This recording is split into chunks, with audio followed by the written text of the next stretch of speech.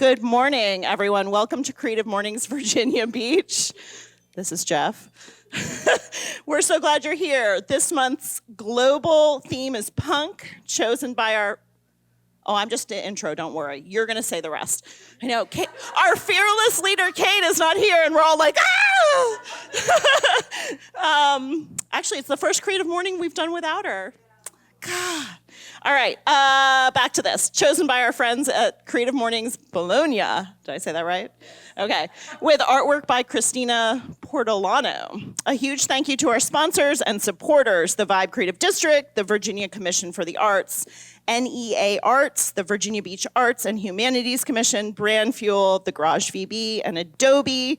Thank you all for bringing your ideas, energy, and curiosity. And now Sunny will share more about this month's theme. Take it away. Good morning, Creative Mornings, Virginia Beach.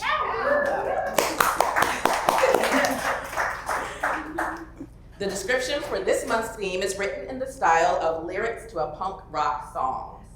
Does the system feel broken? Staring at screens? Not hearing the screams? Wake up, wake up, wake up! We're not meant to go it alone. Find your people, lift them up. Do what you can with what you got. Wake up, wake up, wake up! Your creativity can save you. What you're gonna make, what you're gonna change. Wake up, wake up, wake up! Yeah.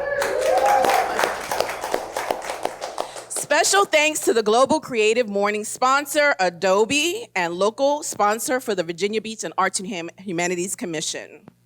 Rachel, the mic is yours. All right, we will be reciting the Creative Mornings Manifesto on your paper here. So, together. Everyone is creative. A creative life requires bravery and action, honesty and hard work. We are here to support you, celebrate with you, and encourage you to make the things you love. We believe in the power of community. We believe in giving a damn. We believe in face-to-face connections and learning from others and hugs and high fives. We bring together people who are driven by passion and purpose, confident that they will inspire one another and inspire change in neighborhoods and cities around the world. Everyone is welcome.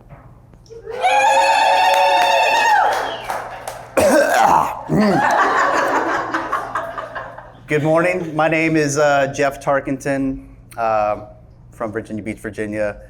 I'm an artist, art curator, I guess you could say, and skateboarder and punk, I guess. I'm not going to get into like the roots of punk rock or like who started what bands, etc., because this is more how the ethos applies to me, and by the end of this, you'll kind of figure out, what it means to me. I guess we can start at the beginning. Click. This is my dad's work. In the 80s, he was the cartoonist for the Virginia Pilot, which is a newspaper. You remember those that had writing on it and they would show up to your front door and you would read them? And this was like, he was like a political cartoonist, I guess you could say.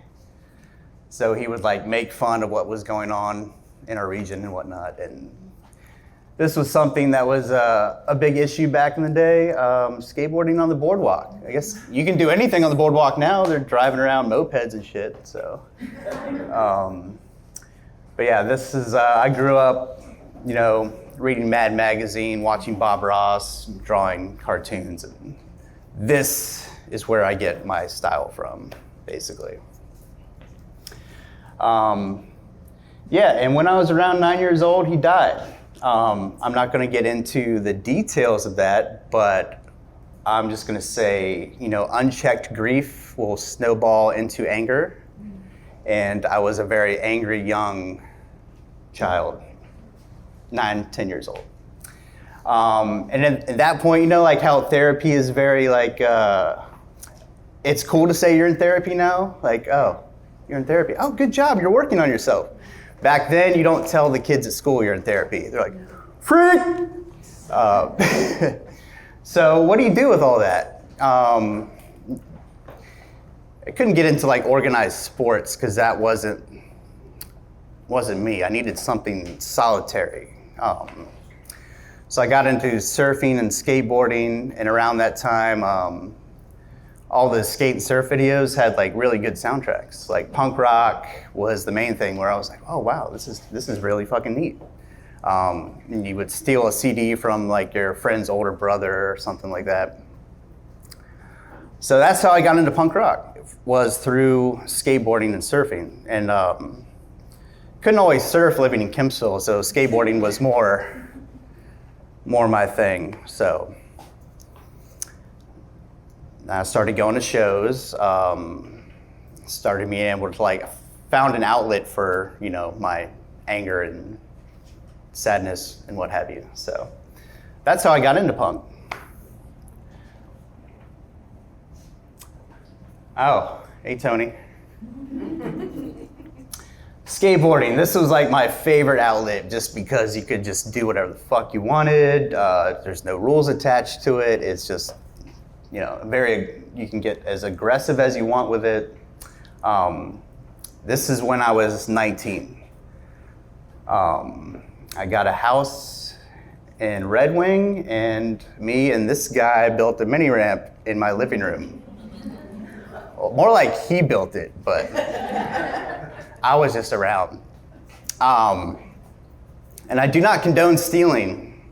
Do not steal, kids. But there was a bunch of new neighborhoods going up, new construction sites, so I acquired the wood for this ramp.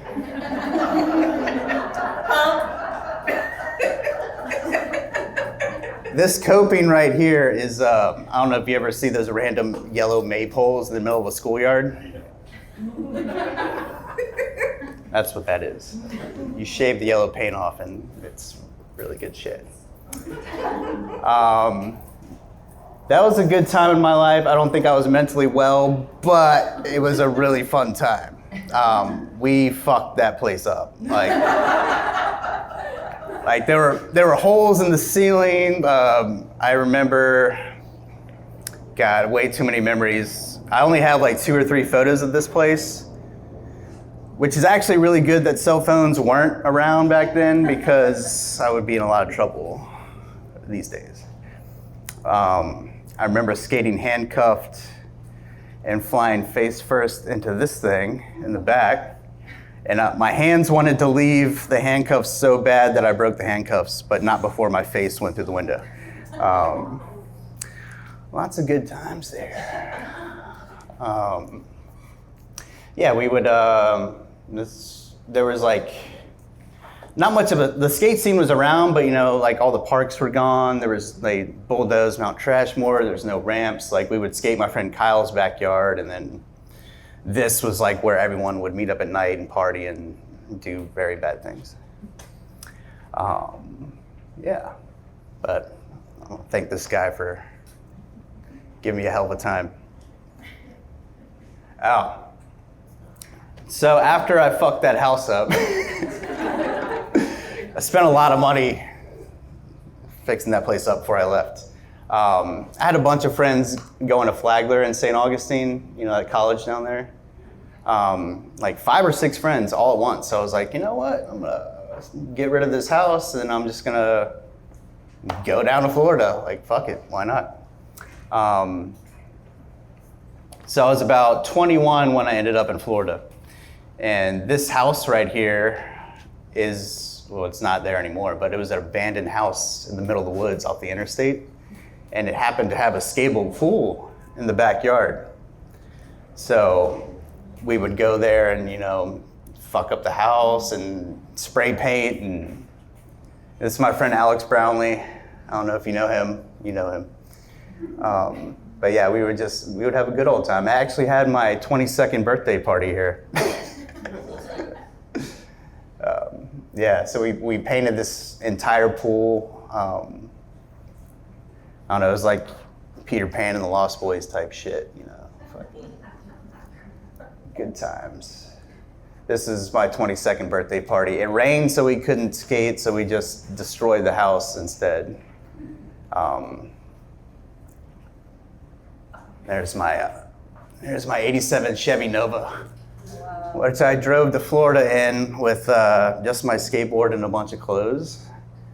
And I would actually sleep in that when I would skate here, because you didn't want to really, lay your head down in this house. But that was a good time. And it ended up in a bunch of skate mags, like, doing graffiti, like bombing stuff like this was what I was doing in North Florida in 2003. Truck Stop was a magazine out of Jacksonville, Florida, I believe. Yeah. I got into Thrasher magazine and a bunch of other things as well, but it was not like, we never got notoriety for it. It was just kind of like, if you opened up the magazine, you looked in the background and you saw your stuff, you're like, cool. Street cred. But this guy is Tim Johnson. He's from Jacksonville. He's a really good skateboarder. But that was the centerfold of Truck Stop, which is really cool. Oh yeah, skateboarding. Or more skateboarding. Why not? Fuck. What could be more punk rock than jumping down a flight of stairs on a piece of wood with wheels? My friend Howard Tarpey took this photo. It's actually his birthday today. I wish he was here, but who knows what he's doing. This is the north end of the boardwalk, back when you could, I think that spot's still there. I think it's like a Navy SEAL monument now. Cavalier Hotel, before they got rid of that thing, just jumping off that, just like jumping off shit, because it was fun. I fell off the side of this thing too. So yeah, by the time I hit my early 30s, it was like, I spent my 20s just partying and like going around in circles and not really getting anything done. Like it was fun, nihilistic fun, but nothing was really happening. So around 32, 33, I decided to quit drinking, quit doing drugs, and kind of focus on art, which I was already doing in a capacity, but not taking it seriously whatsoever. I never went to AA. I never, I don't believe in a higher power, so I didn't give myself up to a higher power or anything like that. It was just kind of I was sick and tired of being sick and tired. You know what I mean? So by your early 30s, you should kind of know yourself. So I was like, all right, let me use some reverse psychology. So if you tell me I can't do something, I'm gonna prove you wrong. So I had a friend, I was like, just tell me I can't quit drinking. Call me a pussy. So I was like, you don't even have to mean it. So he was like, you can't do it. I was like, oh. All right, motherfucker. Like, it's on. So basically, I quit drinking out of spite, to spite myself. And that's when I started taking this shit seriously. I was like, all right, I have talent. I need to apply it. So I started doing more art, started getting into murals and painting with my like graffiti background. Ended up painting the Mocha last year, which was pretty cool. I think you took this picture. You're like, oh, yeah, I did. Yeah, sweet. That was a good time, kind of a good culmination of like going from graffiti and street art to painting something in a museum, which is like kind of a full circle moment. Skate park I painted back in 2020, which is like probably one of my favorite things to do is give back to the skate community and things of that nature. So if you have a ramp you want painted, let me know. Side Street Cantina. This is, I went full time about a year ago, and this was the first project right out the gate. Willie from Side Street is a great dude, and he let me pretty much, he was like, do whatever you want, man. I'm just like, all right, cool. Do a mariachi band. This is a recent one. This is the Cardinal right down the street. It's under the Doubletree, like 19th and something. But it's a cool spot. You should check it out. But it's pretty on the nose. They're like, oh, we're gonna call it the Cardinal. I was like, all right, well, I'm painting a fucking cardinal.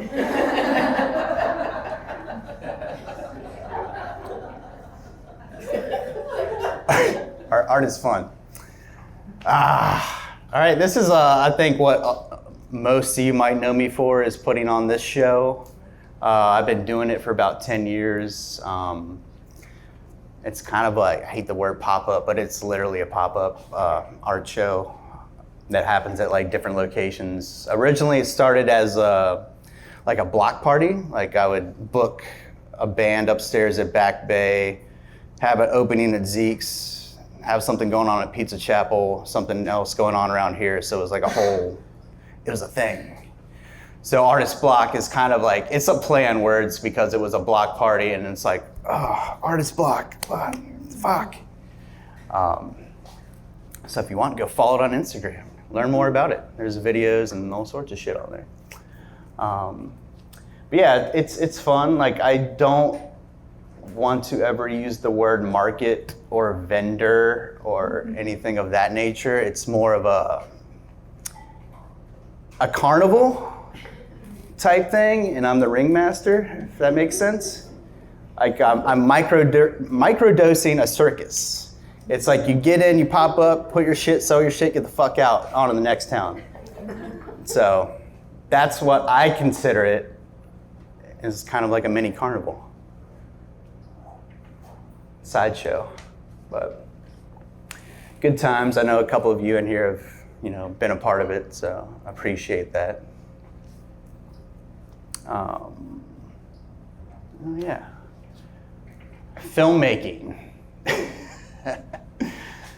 In the spirit of punk rock, DIY, do it yourself, is kind of like basically everything you've seen here is just me doing it myself. Taking a different avenue approach to life than, traditional things. I didn't go to college, none of that shit. Never went to film school, but I watched plenty of bad movies and I was like, oh shit, I can do better than that. Like, these people have a budget? Like, what the fuck? Like, so I'm a big fan of like 80s, like B-horror movies and stuff like that. So, in 2020, I had a lot of spare time, as I think a lot of you did. And I brainstormed a little script for this thing, which is a 15-minute B-horror movie, like inspired by 80s horror comedies. Like I really like Return of the Living Dead is probably my all-time favorite movie. Night of the Demons, like shit like that. Like, so this was like kind of my ode to those things. But it's only like 15 minutes long. You can watch it on YouTube for free if you want. So there's cards up there back where Kip is if you want to pick one up before you leave. Lower. There you go. But yeah, that was a good time. Basically, like if you want to make a movie, just find some friends and just do it. That's all you need. Well, find a camera guy, number one. Someone with a decent camera. Like I was gonna do this with a GoPro if I had to, but luckily I knew some friends around here that had a production company and I told them what I wanted to do and they were just like, oh yeah, we'll do it for free. I was like, oh shit, nice. So I met a lot of people doing that. I learned a lot of shit. Just going through YouTube, trying to learn special effects, like how to make fake blood, like make fake guts. Like, here's a tip. If you want to make fake guts, just get some pantyhose, stuff them with tissue paper, and soak them in fake blood, and it looks like entrails. Yes, wow your friends at your next Halloween party. Well, another good thing you can watch is, Robert Rodriguez. He's got a little short he made in 1999. It's called a 10-minute film school, how he made El Mariachi. Watch that. That's a very DIY movie. Which eventually, like, he did Desperado, which is like, now that he had money, he was like, all right, I'm gonna remake my first movie, but right. But yeah, watch that.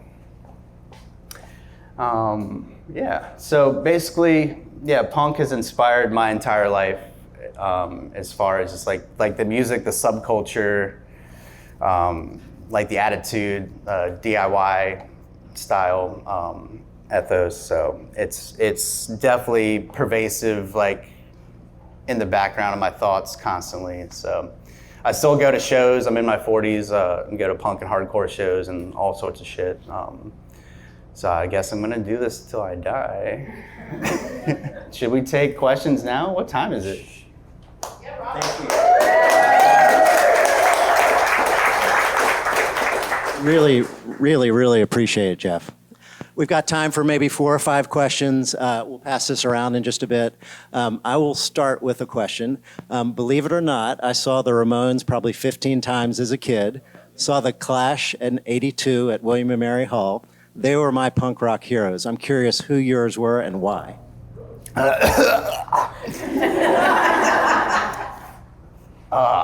Punk rock heroes. Joe Strummer is the man. When I think of punk rock, there's like there's 2 trains of thought that'll pop up. It's like, oh, the Sex Pistols and the Clash. Like, those are really 2 bands you want to think about. Where it's like, I look at the Sex Pistols as a boy band started by like a fashion designer, which is what they were. The Clash is more socially relevant. They're tackling issues in their lyrics that are like, going on and stuff. It's like you can be the nihilistic guy, or you can be like an intelligent person. So I love the Clash, but personally, The Damned is like my favorite band when it comes to punk rock. I just saw them in DC last month again. Wow. Because I figured they're gonna die soon. They're getting up there in age. Dave is like in his 70s, so that was a nice treat. 930 Club, that was cool. But yeah, does that answer it? Yeah, that's good. The why part, I'm just so you've got the socially conscious piece with the Clash. Is that what you sort of glommed onto? Is that? Oh, absolutely. I'm more, conscious of like social issues and trying to change things instead of just being a piece of shit. Thank you. Yeah. Who else? Hi.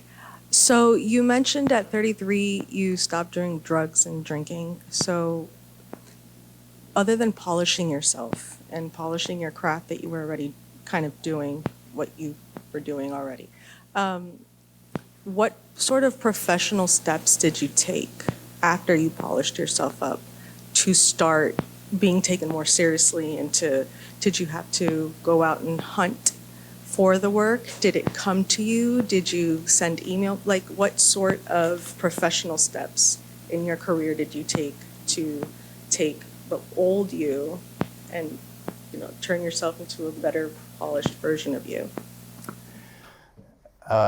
Definitely was not an overnight thing, because I had this reputation for being who I was. So I was like, all right, you can't really get away from that. It's gonna take a long time to transition. But I just it was kind of everything I do is like word of mouth. It's like I don't really do much hard advertising. So it was kind of just like, I'll do something for one person, other people will see it and they'll be like, oh, who did that? And it just kind of keeps snowballing from there. So I didn't really polish myself too much. It's more of just like matured through the years, and kind of like got used to being sober and like, new life, etc. So yeah, no emails, no professional like avenues besides social media, I guess. It's all like kind of like, it just keeps going. Just build it and it will come. Yeah. Gotcha. Who else?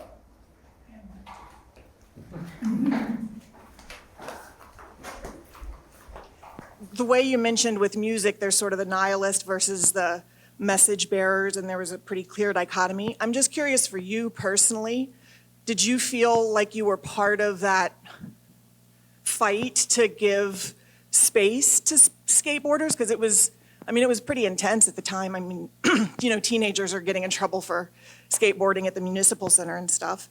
Were you part of that kind of drive to make it okay for others, or were you just more like, F you, like, I'm just gonna do this and then it'll evolve on its own? I'm just kind of curious in your story.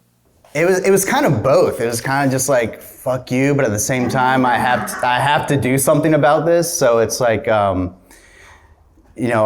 live my life, kind of that way. But at the same time, at the end of the day, I have to like get involved in my community and, help out and help, because I spent a lot of time, getting arrested, thrown in the back of cop cars for riding a skateboard, which, you're not a criminal, but like the more that happens, the more you feel like one. You're just like, oh, I guess I am a criminal. So now it's a lot more accepted because I think all those cops' kids have grown up and started skateboarding. So.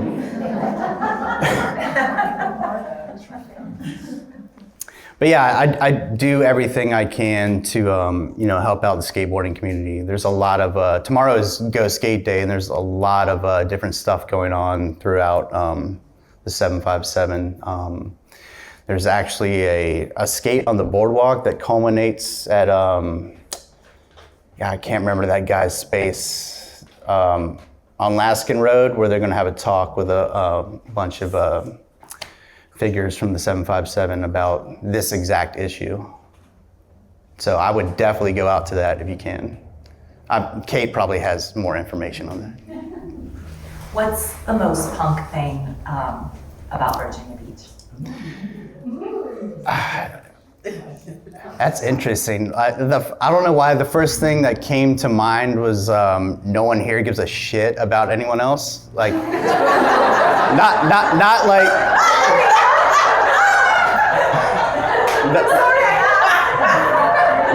Not in the manner that like you might think. It's just kind of like no one, like we give a shit about each other, but like no one gives a fuck like who you are. Like, you could be some dude coming in from out of town, and it's just like, if you're an asshole, you're an asshole, and people are gonna tell you. They're not gonna be like, oh, it's so and so. They're like, no, fuck that dude.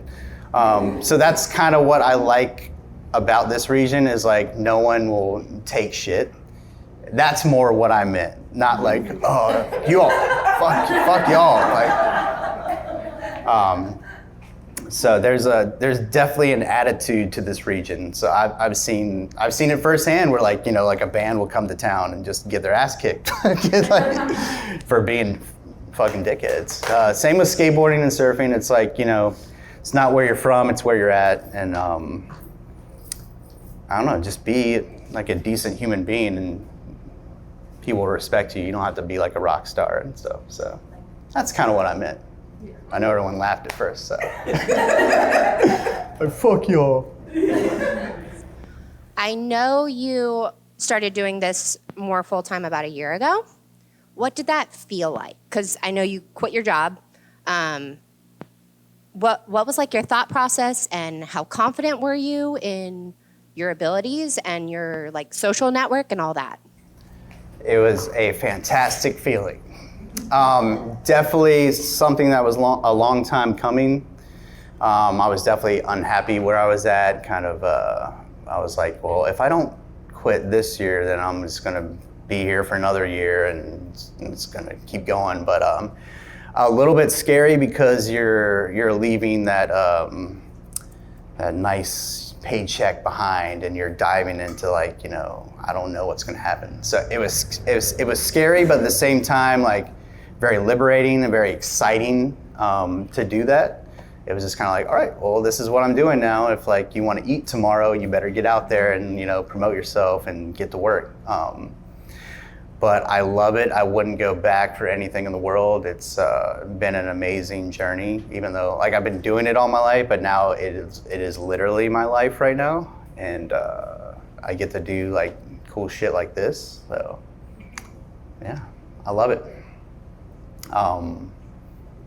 I suggest everyone do what they love. Just quit your job. It's cool. Like, just go for it. Hey, Jeff. I'd like to know the origin of the mask and Mirth Incorporated, where that stemmed from. And also, like, what is your mission, your mission statement, your why? I think, going off of what your first question. And like, where do you see, this going, like projection of like 10 years, you're gonna take over the dome or something with the artist block, or, I'd just like to hear your projection on that, as well as your why and your mission and the origin. Cool, we're gonna be here for another hour. And if you could tell us a little bit more what artist block is.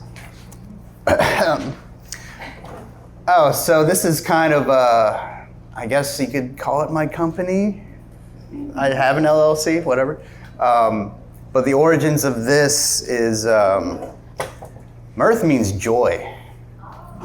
It's, but in the context of like mirth and mayhem, like you're having like you're a joyous person, but you're mischievous, which the old Halloween mask comes into play. A guy named Ben Cooper made these masks a long, long time ago, so that's what it's based off of. Those old school Halloween masks that kind of Spirit has jumped on and tried to co-opt, but Ben Cooper was the man for these like vacuum plastic masks for Halloween. So that's the origin of that.